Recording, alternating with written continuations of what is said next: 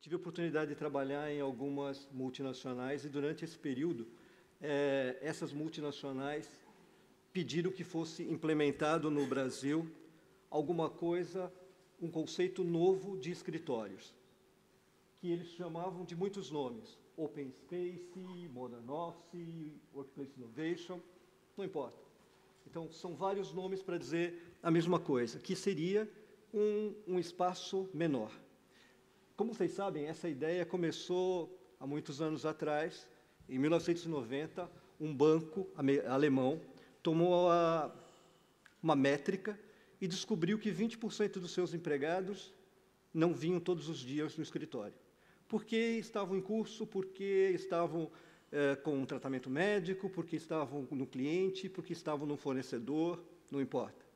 E se reduziu o espaço do escritório em 20%. Então, para 100 pessoas, eles tinham só 80 lugares. E daí nasceu a ideia de se implantar esse novo conceito. Isso em 90. Então, quando as empresas vão para a América Latina, primeira coisa é comunicar como vai ser feito. E aí tem um problema. Eu dividi em 3 partes essa discussão. A primeira é comunicação. E aí vem o primeiro fator importante a ser considerado. A maioria pensa que, surpresa, né, que na América Latina todos falamos espanhol.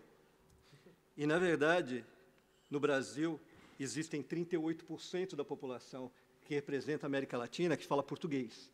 Tem 3% que fala inglês, holandês e francês. Então, esse é o primeiro erro que se faz quando se chega na América Latina. Um segundo erro, um segundo ponto a ser considerado, não erro, mas a ser considerado, é comunicação. A comunicação, quando ela é feita, se ela é feita verbal ou não verbal, a pessoa que está passando a comunicação, ela quer transmitir uma ideia. Quando isso acontece entre pessoas da mesma língua, com a mesma cultura, sem problema, isso acontece naturalmente. Quando você passa isso para uma pessoa de uma cultura diferente, com uma língua diferente, aí existe o primeiro impacto e a transmissão pode ser incorreta. Existem diferenças muito grandes dentro da própria região. Existe um estudo de um alemão chamado Hofstede. Ele fez sobre individualismo. E ele considerou 90 países e fez uma avaliação. Dentro desses 90 países, os Estados Unidos ganhou a nota mais alta, com 90% de índice de individualismo. Quando você compara a cultura americana com a cultura da América Latina, e você percebe que a classificação nossa é totalmente diferente. Nós tivemos uma avaliação muito abaixo do que os americanos. No Brasil, 38%, na Argentina, 23%, e no Chile chegou a 17% de nível de individualismo. Isso significa que uma cultura americana que preserva o individualismo até nos seus próprios modos ou frases utilizadas, como, por exemplo, if you want the best thing, do yourself, or you have to blow your horn, demonstram que a capacidade de ser individual, de expressar o que você pensa, de ser uma pessoa direta, é tida como positivo na cultura americana. Em contrapartida, os latinos são mais ligados ao relacionamento. Eles precisam mais de uma situação política. Eles gostam mais de contemporizar. Além do fato de que os latinos, ou as pessoas que vivem na América Latina, são interpretativos, enquanto que a cultura anglo-germânica ela é mais direta, não é interpretativa. Eu comentava hoje de manhã um fato com os meus amigos portugueses, que se eu for num bar no Brasil e pedir uma Coca-Cola, chego no bar e digo: você tem uma Coca-Cola? Eles vão me trazer uma Coca-Cola e me servir.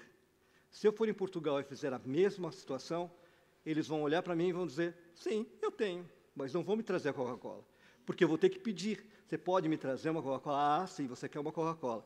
É totalmente diferente. Então, quando uma pessoa que é de uma tradição que não seja interpretativa, tem que tomar um certo cuidado ou critério de como tratar com pessoas que tenham essa percepção diferente. Porque os latinos tendem a achar que, quando você é direto, você está sendo ofensivo. Esse é um ponto. Outra coisa importante a ser considerado é que o momento em que a gente vive. As empresas todas, elas hoje pedem que se diminuam os espaços, que se reduzam os custos. Ontem, durante uma apresentação, eu fiz a pergunta, como que você faz para diminuir os custos da sua operação? E a resposta foi, eu tenho que, para manter os estándares que eu tenho, eu vou precisar reduzir o meu espaço. Como é que você reduz o espaço? Então, esse é o momento que a gente está vivendo. As empresas demandam que os espaços sejam reduzidos.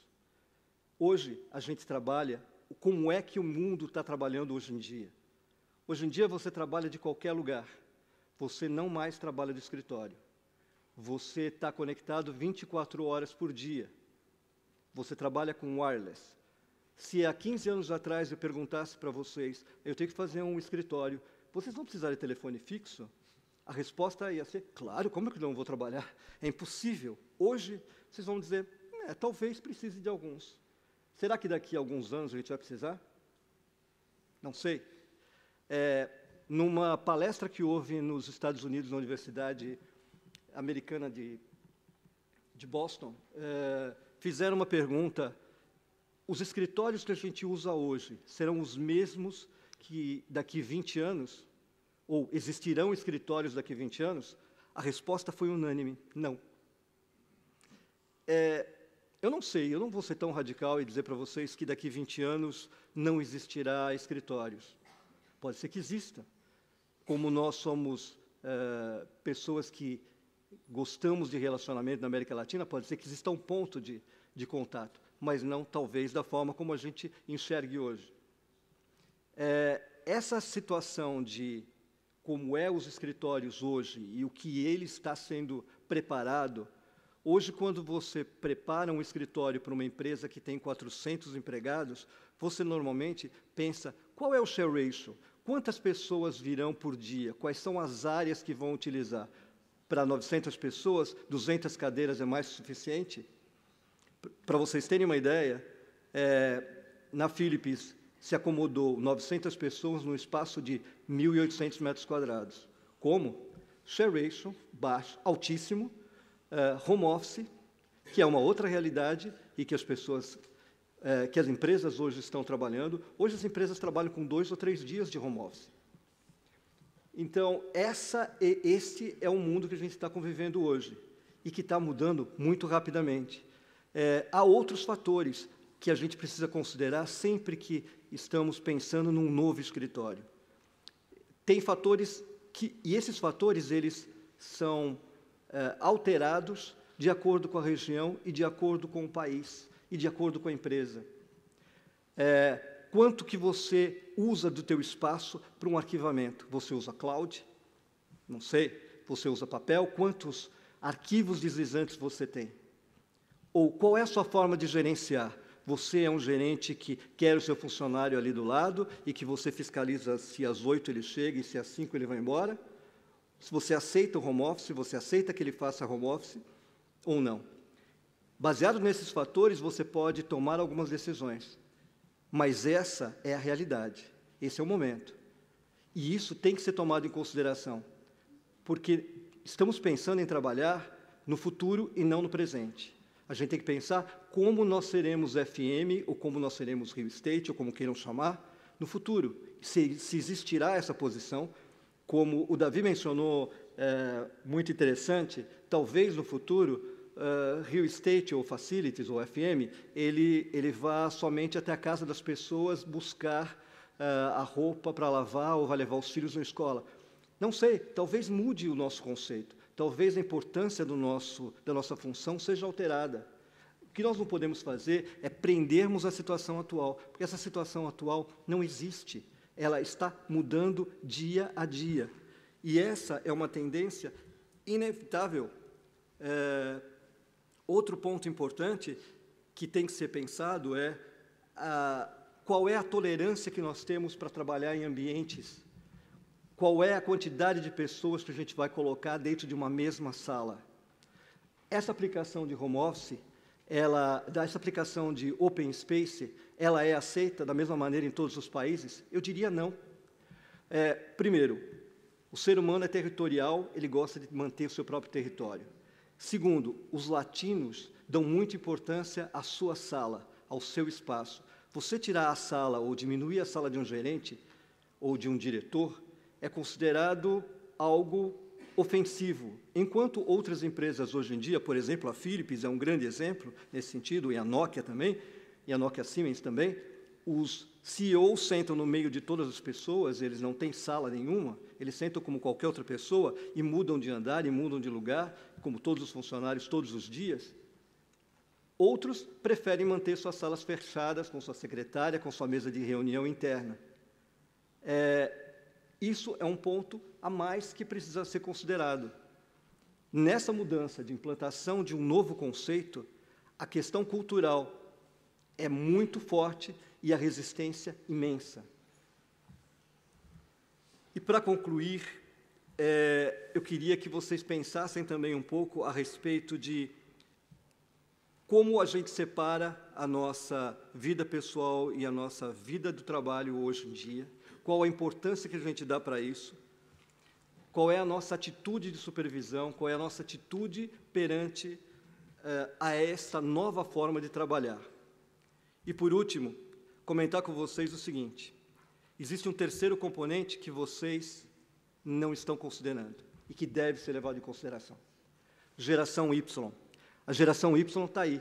É para eles que a gente vai trabalhar. Não é para esse público que está aqui. Essa geração que está chegando é que serão os nossos clientes daqui 15 anos.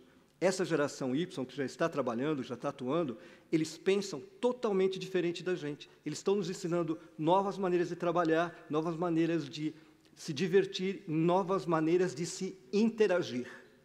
É só para esse público que a gente vai ter que trabalhar.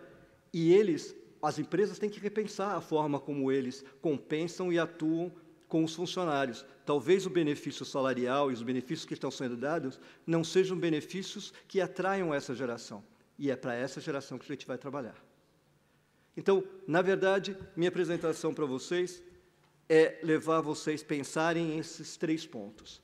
Entenderem como se comunicar na região, entenderem que hoje a gente não trabalha num escritório usual, que as coisas trabalham de uma maneira diferente, que normalmente se faz home office, que as pessoas respondem e-mails do supermercado, que você utilize e contrabalança o seu tempo pessoal e profissional, e que essa nova geração ele tem outras prioridades, diferentes das prioridades da nossa geração. E é para essa geração que a gente vai atender. Então, importante, recordando, a comunicação, segundo, qual é o momento que a gente está vivendo, e em terceiro, quem a gente vai atender e como a gente vai atender. Eu queria que vocês pensassem e analisassem e repensassem como eram há 15 anos atrás, como é hoje e como será para que vocês façam o melhor atendimento e fortaleçam a nossa categoria. Obrigado.